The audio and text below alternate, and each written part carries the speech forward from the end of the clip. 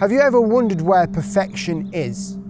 A lot of my design process is based upon the imperfections of hand lettering. You've probably seen it on my YouTube channel and also on my Instagram page and all across my portfolio. My hand lettering is all about the imperfections, making things perfect. When we start our design careers, or when we start being creative and artistic in many different ways, we start to realize that our work probably doesn't look great, especially when we're first beginning our journey into this.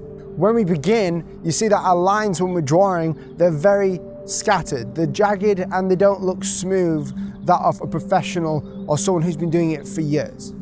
And it's funny how when we begin in the design journey, or when we begin doing art, whether it's painting, craft or whatever, we start to think of the future of, if I get to this level of design, if I get to this level where this person is and I can compare myself equally to them, then I'll be fine, then I'll be sufficed. But then as soon as we get to that level, we start to realize that there is just another level to keep going. There's always another mountain. It's an everlasting mountain where things keep piling on top. You start to see the imperfections of your work more closely. When people tell you on Instagram that your work is looking amazing and they want to hire you to do something, you can't help but think in your mind with this imposter mentality that your work sucks because you're just seeing the imperfections of that work.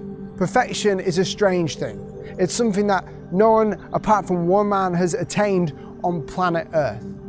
So far, everyone has fallen short from the perfective standards that we should be living. But do you know what's funny? I think it's funny how we always strive for perfection. I know a lot of people say, you know, practice makes perfect. We know it's not true. And I know we all say, oh, we can never be perfect, we're only human. But it's funny how we still strive for perfection, such as, you know, the company Apple. They strive for perfection within their products, from the manufacturing process all the way to creating the actual software for their phones. We live in an imperfect world with wars going on and terrorism and children dying and these awful things happening in the world. How could the world ever be perfect? What could ever happen to us to make our species unite as a people and work towards a common goal? Well, that doesn't look like it's going to happen anytime soon. You just have to look at the news for 10 minutes every day and realize that there is something to be fearful of. You know, in my life, I have not strived for perfection. In my life, it hasn't been a constant journey to perfect my work. You see, my hand lettering isn't perfect. You know, people all across the nation aren't perfect, and I think that's okay. You know, when I went to school, I didn't do really too well in exams or work of any kind. It was sort of like everything was wrong. I didn't try my best, I didn't try hard enough, and you know, what ended up happening was that I failed all my qualifications because I knew that I couldn't obtain this standard. I knew that my life wasn't going to be at the standard, so I just gave up and I just didn't bother doing it. So I had control over my own destiny in my exams. I knew that if I walked out of the exams not doing work, then I would fail. Then I had control. And it's so funny how in just general life, when we know that we can't obtain something like perfection, we just sort of give up, that we don't actually try and find it anymore. I mean, who's going to try and find it? It's a bit silly, right? But this whole world, even though we try and find some satisfaction in what we do, I believe that there is always something missing from our hearts. You know, my work isn't everything about me. You may hear me talking a lot online and you've never met me in person and you think, oh, I'm just all about design work, I'm all about hand lettering and make things look nice. And you know, that's a large part of my life, it's a large chunk. But let me tell you what, there's been nothing more satisfying than the person that I've met. You know, when I was sat in the office and I was doing some hand lettering once and I scuffed up a line and I was really annoyed because it wasn't on my iPad, I couldn't really redo it, it was in ink and it was on the paper, no tracing paper, and I was like, oh well, that's the imperfection of this work, it's going to be huge and I can't use it now, it's just totally wrong. And you know, when I was writing those letters and I realized I scuffed up, a story came into my mind, or actually a verse from the Bible that came into my mind. You know, I believe the Bible to be true. And it says, my power is made perfect in your weakness. So therefore you can boast in your weakness. And you know, I was just sat there looking at it and I realized that the power of my work is made perfect in the imperfection of the work. You see, people strive to look at handmade artwork because they know it's handmade. They know that the little imperfections of the work. And I think the same way is with our lives, that we strive towards perfection. This perfection, I believe, is from a guy called Jesus who came down 2,000 years ago, who came to have a relationship with you. You see, at the start of time, God created us. I believe that God was a designer and created people like you and me. He created everyone with a plan and a purpose in mind. And whether or not you believe in that, I don't mind. This video is going to help you in some way with your creative career or in another way of inspiring you. But I just want to say, I believe Jesus created you, and I believe he has a plan for your life. Because you see, when we did something wrong and when we went against him because we wanted to follow our own rules and our own way of doing life, you see, God had to separate us. And that basically just means that there was a gap between perfection and imperfection. You see, the two can't meet. Otherwise, then what's that? It's kind of weird. There's no real word for it. It's either complete and utter perfection or imperfection. And you see, Jesus being perfect, he knew that we could never be in a relationship with us because of this barrier and because of this sort of unbridged gap.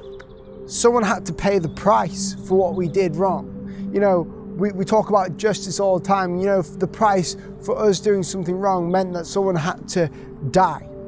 You see, when someone does something wrong, there's always a consequence to that. And the consequence of us going against what Jesus told us to do, and the consequence of not being in a relationship with him, meant that we couldn't have a relationship with him.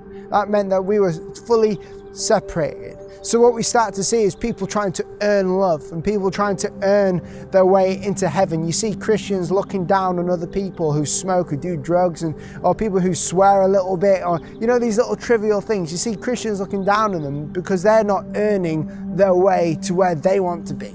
You see, we all think this idea that we have to earn love, that if we're a Christian that we have to follow rules, earn love, keep going to church, make sure you dress smartly, don't listen to that music, don't take that drug or drink that drink. But in reality, the gospel is so much more than that. Let me tell you this, the idea of Jesus coming down 2,000 years ago wasn't so that you had to earn your way into a relationship with Jesus. It was so that he could earn his way, or he could give his life for you.